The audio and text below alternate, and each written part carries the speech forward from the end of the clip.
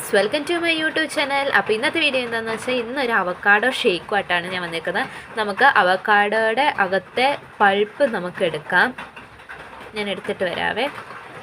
അങ്ങനെ അവക്കാഡോയുടെ അകത്തുള്ള സാധനങ്ങളൊക്കെ ഞാൻ ഇട്ടിട്ടുണ്ട്. ഇനി നമുക്കിതിലേക്ക് ആവശ്യത്തിന് പാലൊഴിക്കാവേ. അങ്ങനെ അവക്കാഡോയും പാലും ഇട്ടു. ഇനി നമുക്ക് ആവശ്യത്തിന് മധുരം ഇടാം. അങ്ങനെ മധുരവും ഇട്ടു. ഇനി ഇത് കൊണ്ട് മിക്സ് ഒന്ന് അടിച്ചെടുത്തിട്ട് വരാം.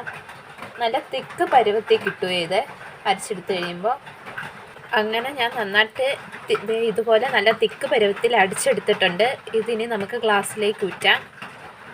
അപ്പോൾ ഇത്രയേ ഉള്ളൂ നമ്മുടെ അവക്കാഡോ ഷേക്ക്.